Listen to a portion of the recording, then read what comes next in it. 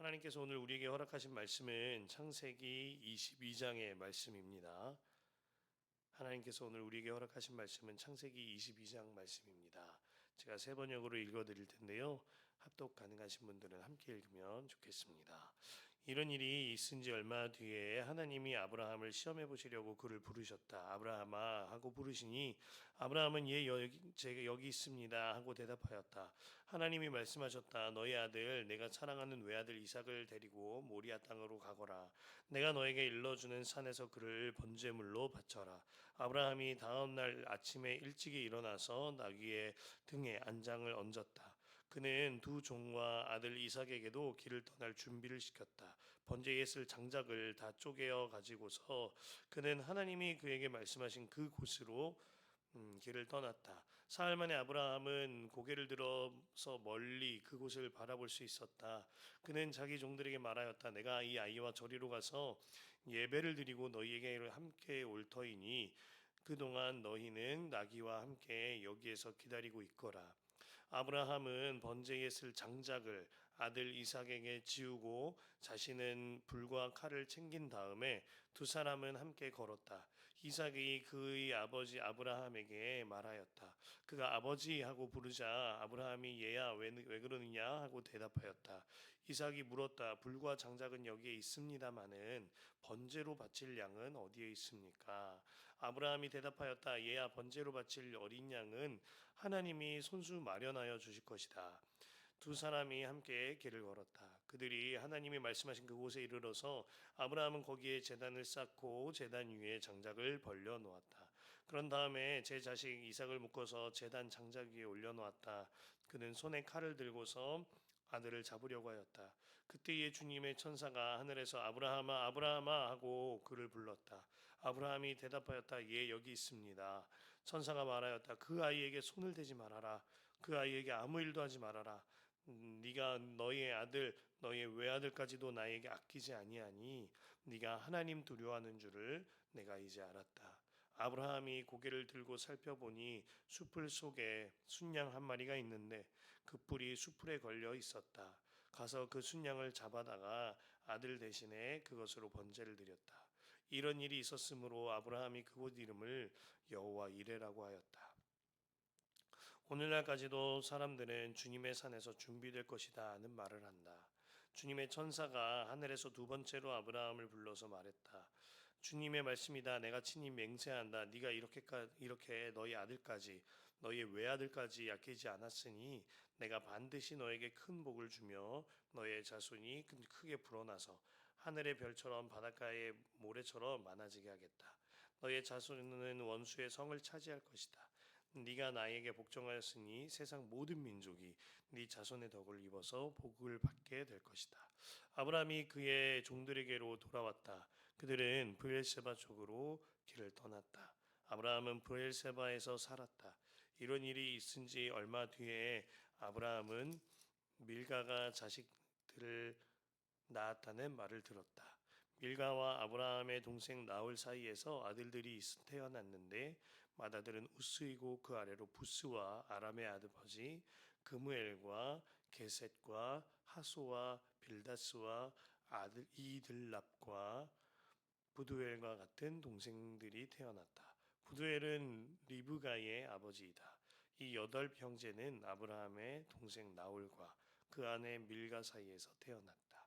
나홀의 첩 르우마도 데바와 가함과 다하스와 마아가 등 네 형제를 낳았다. 아멘. 하나님의 말씀입니다. 참 감사합니다. 월요일 새벽에 우리의 일상이 시작되는 한 주간이기도 한데 정말 주님을 바라보며 새벽 말씀이 우리의 심령을 깨우고 우리의 삶을 이끌 줄로 믿습니다. 오늘 말씀은요, 내 생명보다 더 큰 순종이라는 말씀을 전하고자 합니다. 제가 사랑부 사역을 할 때 부모님들 기도회를 인도한 일이 있습니다. 부모님들과 함께 기도를 인도하면서 하늘 소망에 내 눈물이 씻겼다라는 제목으로 메시지를 전했을 때에 말씀을 마치고 나눔을 갖는데 어머님들이 그렇게 많이 눈물을 흘리셨습니다. 사랑부 어머님들 안에는 마음 가운데에 믿음은 너무나도 크고 믿음은 너무나도 뜨거운데 이것을 살아내는 데에 대한 치열함이 있습니다. 말씀은 압니다. 하나님이 우리와 함께 하시고 하나님의 섭리가 있거니와 우리 자녀와 나를 보호하고 계신다는 말씀을 잘 알죠. 그리고 믿어요. 더불어서 천국에 가면 모든 것이 새롭게 되거니와 주님과 완전히 하나 되기 때문에 우리 모든 눈물이 다 씻길 거라는 확신도 있어요. 그런데 현실은 사랑부 부모님들한테 너무 막막한 겁니다. 그로 말미암아 우리 아이가 언제 경련이 일어날지, 하루에도 몇 번씩 일어날 수 있으니까 그 마음이 너무 조마조마하고, 또 우리 아이가 건강은 할 수 있을지, 우리 애가 심장이 조금만 빨리 뛰어도 막 마음이 벌렁거리고 걱정이 되는 것이 사랑부 우리 지체들의 어머니 아버지의 심정입니다. 늘 위급 상황이니까 그 마음이 항상 치열한 영적 전쟁이요 믿음의 분투를 하고 있는 것입니다. 사랑부 부모님들 앞에 제가 서게 되니까 말씀을 전했음에도 불구하고 제가 너무나 부끄러웠습니다. 부모님들은 먹고 사는 문제, 관계 문제 이런 게 시험거리가 아니셨습니다. 당장 우리 아이와 내 생명, 이것이 그들의 시험이었어요. 날마다 반복되는 시험 앞에 하루하루의 삶이 믿음의 걸음이고 믿음의 시험을 하는 걸음이셨던 겁니다. 그 사실을 보면서 저도 같이 울고 같이 기도했던 기억이 나는데요. 오늘 말씀을 묵상하는데 당시 섬겼던 부모님들이 생각이 났습니다. 그 부모님들께서는 하루하루 믿음을 사용해야만 살 수 있는 삶이셨어요. 날마다 아이를 주님께 내어 맡기고 걷는 걸음이셨습니다. 오늘 본문은요, 우리가 너무나 잘 알고 있는 본문입니다. 하나님은 아브라함을 시험하시고자 부르십니다. 그리고 이삭을 바치라고 명령을 하시죠. 이 말을 듣고 아브라함은요, 되게 특별한 행동을 하는데 아주 이른 새벽에 짐꾼들과 그리고 아들 이삭을 데리고 출발합니다. 그는 누구와도 상의하지 않았고 가장 이른 새벽에 출발하기 시작했습니다. 3절 말씀인데요. 아브라함이 다음날 아침에 일찍이 일어나서 나귀의 등에 안장을 얹었다. 그는 두 종과 아들 이삭에게도 길을 떠날 준비를 시켰다.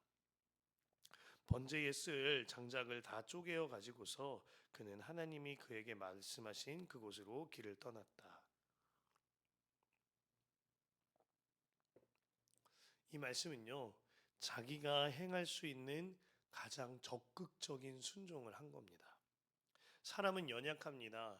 순종을 지체하고 시간이 지나다 보면 내 마음이 계산이 되고 마음이 변하기 마련이죠.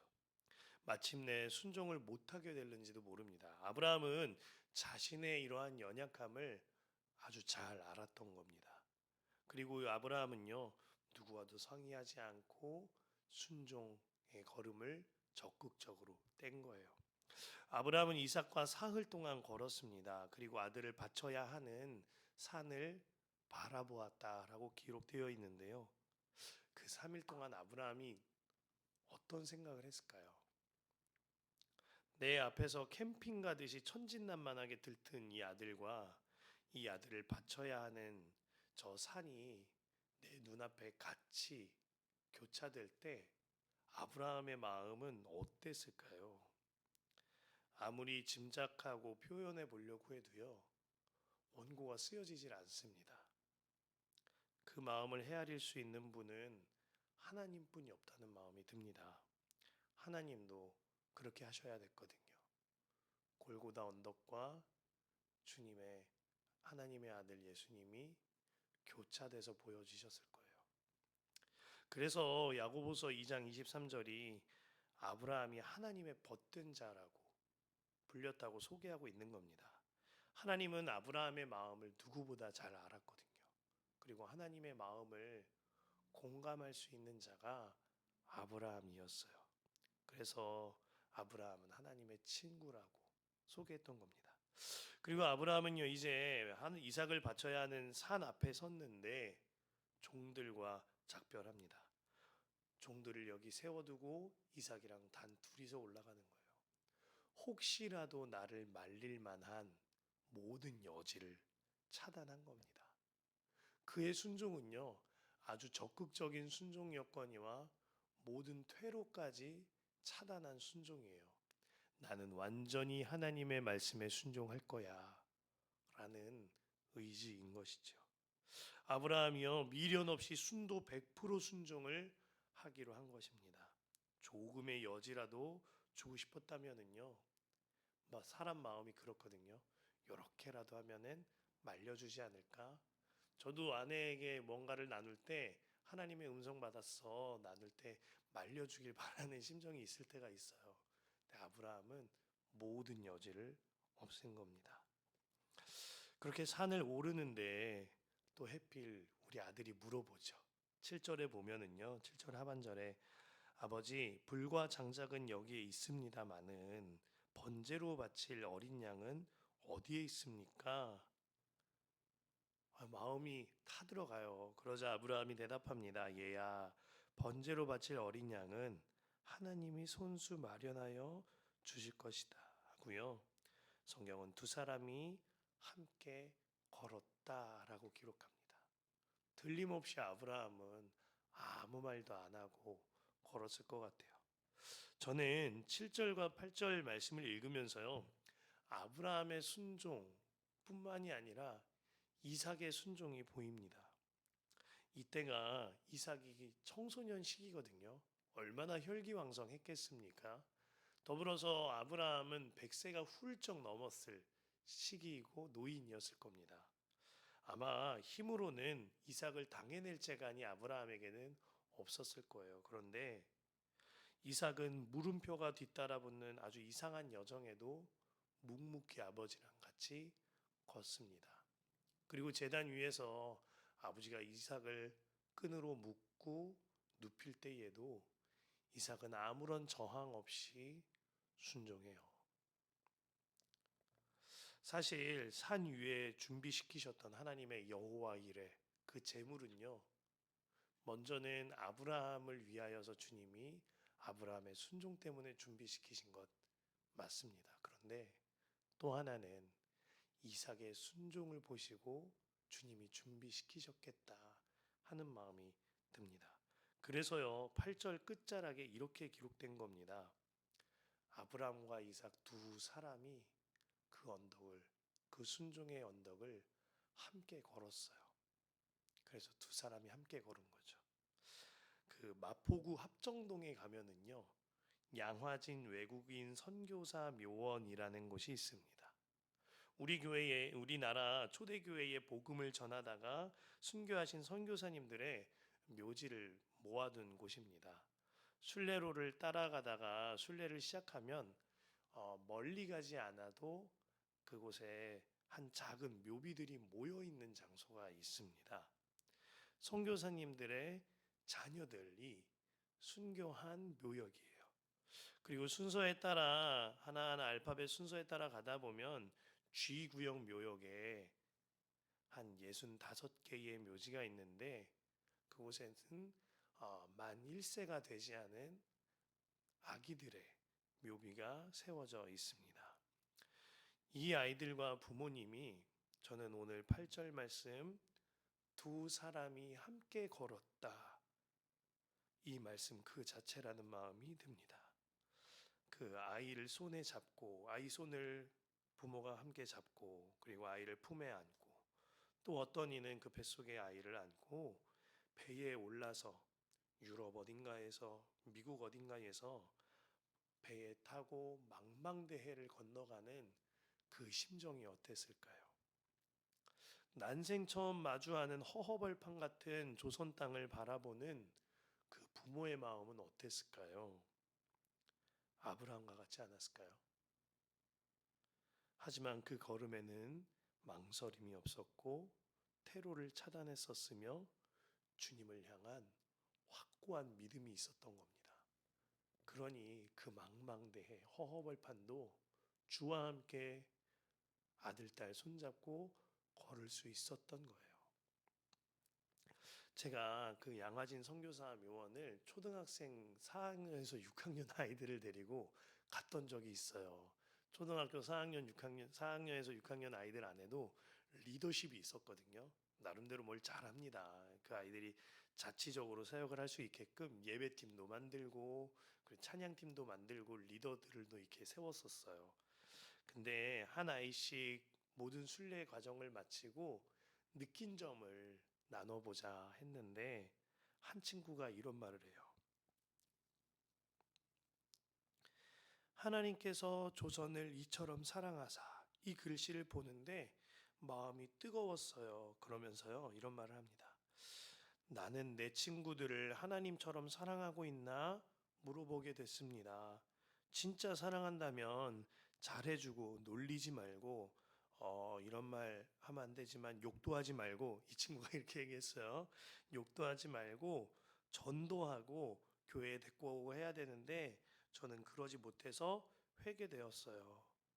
이 얘기를 듣는데요, 저마다 고백들을 하는데 마음이 너무 따뜻한 겁니다. 그래서 제가 그때 애들한테 그렇게 말했습니다. 야, 니들이 나보다 낫다야. 이렇게 얘기했던 기억이 나요.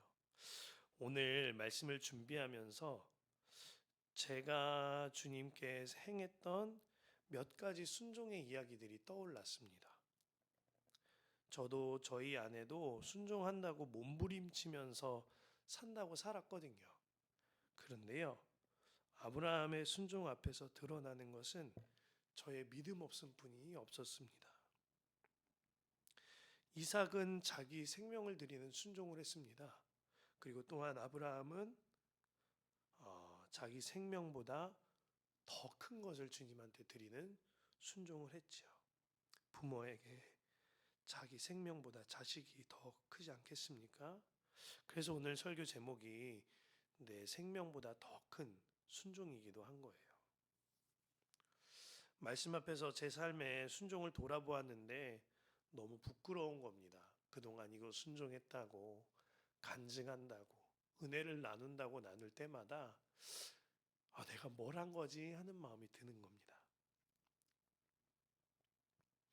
무언가를 헌신했다고, 순종의 걸음 내딛었다고, 머물렀다고, 순종을 생명처럼 여겼다고 얘기한 것이 너무 마음에 부끄럽기도 한 거예요. 왜냐하면 그렇지 못했던 영역은 더 많거든요.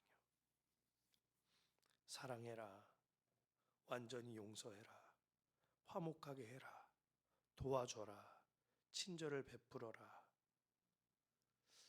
이게 사실 생명보다 더 큰 순종, 자녀를 드리는 그 큰 순종보다 비해서는 얼마든지 할 수 있는 일이었거든요. 그런데 못한 적이요, 진짜 많아요. 그런 제가 아브라함의 순종에 관하여서 설교하는 것이 어불성설처럼 보였습니다. 그래서 원고를 쓰는데 자꾸 눈물이 나는 겁니다. 하나님께 여쭤봤습니다. 하나님, 어떻게 합니까? 제가 이 본문을 가지고 어떻게 설교를 하나요? 그때 주님이 주시는 말씀이 이것이었습니다. 슬기야, 너를 바라보지 말고 나를 바라보아라.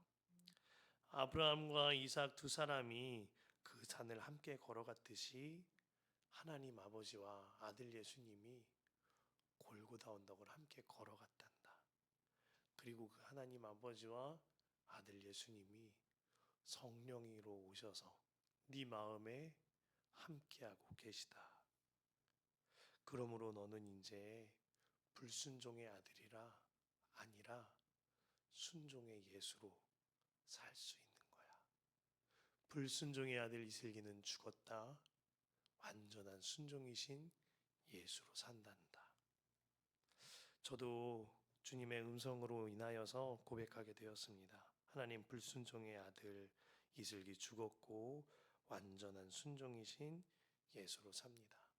제가 지체하고 있는 영역, 미뤄두고 있는 영역, 사랑한다고 말하지만 잘 찾아가지 못하는 그런 모든 영역들 주님 앞에 올려드립니다.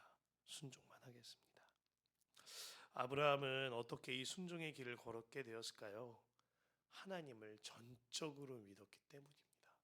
하나님을 완전하게 믿어지니 순종이 되어진 겁니다. 지금까지 하나님은 내 삶을 한 번도 흐트럼 없이 선한 길로 인도하셨다. 그 하나님은 죽는 길로 인도하시는 분이 아니다. 그 하나님이 말씀하신 것이라면 반드시 죽는 길이라도 사는 길로 인도하시는 분이실 것이다. 그 하나님은 반드시 하나님의 말씀을 지키시는 분이다. 이 아이는 하나님의 말씀이며 하나님의 언약이니 하나님께서 지키실 거야. 이 믿음이 그로 하여금 순종의 걸음을 내디딜 수 있게 한 것입니다. 그리고 이 믿음이요, 그로 하여금 순종으로 행동할 수 있게 한 거예요. 그래서 야고보서 2장 21절에서 24절이 아브라함에게 이루어진 것입니다. 우리 조상 아브라함이 자기 아들 이삭을 제단에 바치고서 행함으로 의롭게 된 것이 아닙니까? 그대가 보는 대로 믿음이 그의 행함과 함께 작용을 한 것입니다. 그러므로 행함으로 믿음이 완전하게 되었습니다. 그래서 아브라함이 하나님을 믿으니 하나님께서 그것을 아브라함의 의로움으로 여기셨다고 한 성경 말씀이 이루어졌고, 또 사람들이 그를 하나님의 벗이라고 불렀습니다. 여러분이 아는 대로 사람은 행함으로 의롭게 되는 것이지 믿음으로만 되는 것이 아닙니다. 사랑하는 성도 여러분, 나와 함께 하시는 주님이 믿어지면, 그 주님이 어떤 분이신지 깨달아지고 믿어지면 순종이라는 행함이 되어지는 것입니다. 이 새벽에 우리가 믿음 주시기를 기도했으면 좋겠어요. 믿어지는 것도요, 하나님의 은혜거든요. 그래서 하나님, 그 믿어지는 은혜가 우리에게 있게 하여 주옵소서 기도하였으면 좋겠습니다. 그리고 그 깊은 기도로 나아가서 결국에는 나의 삶이 달라지는 역사가 오늘 하루에 있으시기를 간절히 소망합니다.